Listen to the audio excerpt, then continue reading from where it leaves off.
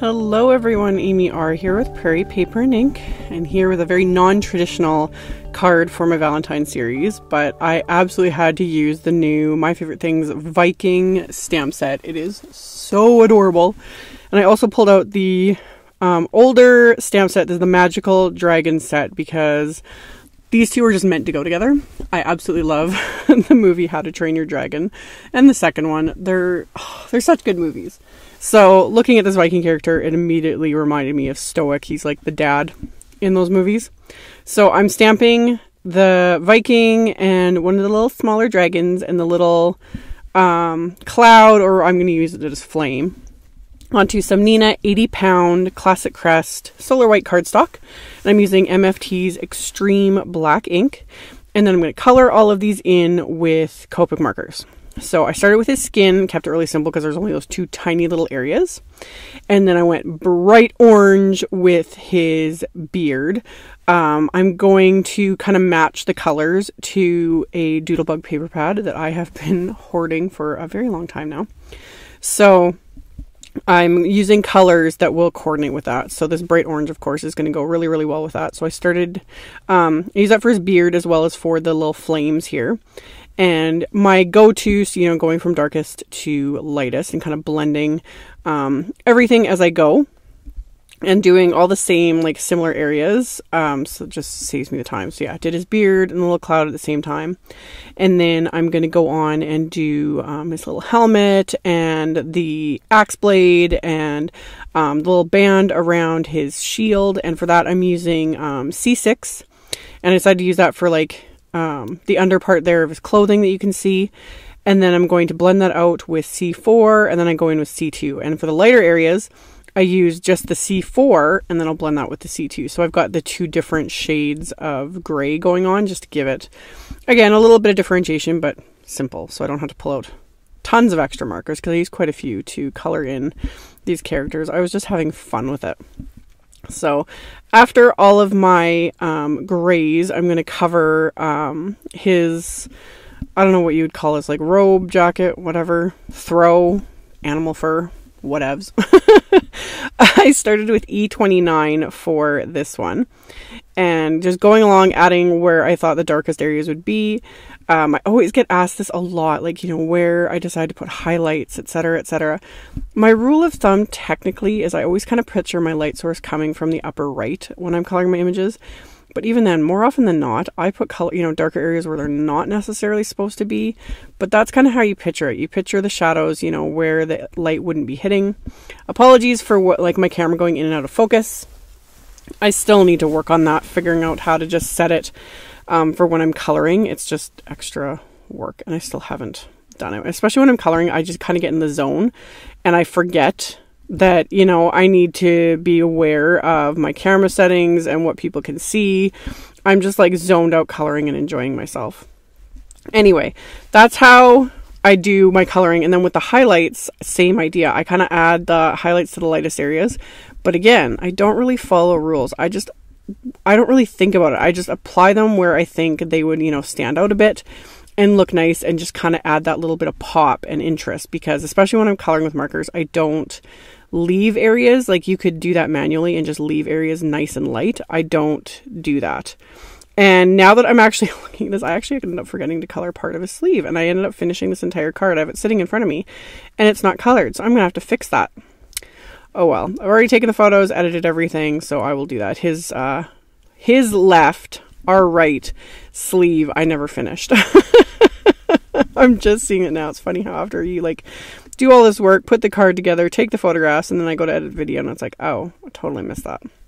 So anywho, I did blues for his shield and for the dragon's little tummy, and this is where I was really following, like, the whole color combo and everything, and just where I'm placing the colors is followed, because there's little Vikings on this Doodlebug pattern paper, and that's, or on the cover of it, and that's what kind of inspired all of my colors.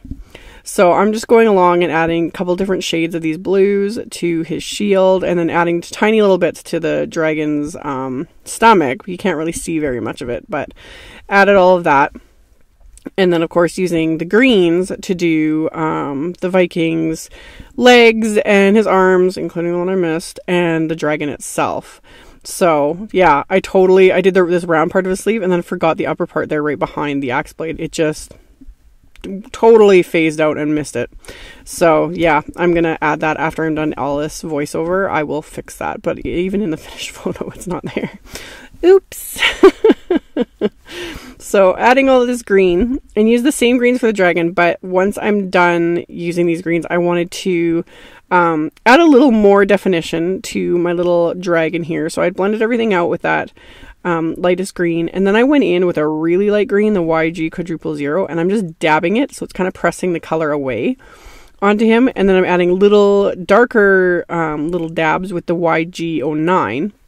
Again, it just kind of gives that little element of texture. And then I'm going to add more when I use my white gel pen and add the highlights. So I'm just going to go in, add a bunch of little highlights here and there, and then I'll add little dots to that little textured area of the dragon just to give him that little extra something something. So I really like my Uni-Ball. This is the Signo White Uni-Ball gel pen, or white Signo, yeah. This is one of my favorites because, and if you don't use it for a long time, it will kind of dry out on the tip, but I use mine so often that I have never had a problem with mine. So getting everything, once all of the gel pen is dry, which it dries almost immediately, I'm going to use the coordinating dies for the Viking and then the coordinating dies from the Magical Dragon set to die cut all of my little images. And I'm also going to be die cutting some of the pattern paper, like I said, from the Doodlebug pack. It's the Doodlebug Dragon Tails is the pattern paper pack that kind of inspired all of the colors for this card. So there's also a blue in the pattern paper, so I pulled out some blue cardstock. This is MFT's Cornflower cardstock. I actually cut apart the sentiment in the Viking stamp set, because it says I Vike you very much, and it's on 2 lines, and I wanted it all on 1 line. So I actually just cut it apart, and then that way I could arrange them across 1 line. And I'm stamping them onto this Cornflower blue cardstock with VersaMark ink, and I'd use my anti-static powder tool first, and then I use my Hero Arts white embossing powder. So once I've got everything melted, I'm going to use my Tim Holtz paper trimmer and trim down this sentiment. So it's a nice narrow little strip. And then I had die cut some of the pattern paper from the pack with one of the stitched mod rectangle STAX dies. And then I die cut some gray cardstock with the larger of the dies so I can sandwich these together. And I'm actually following a layout. This was last week's Wednesday sketch challenge from MFT.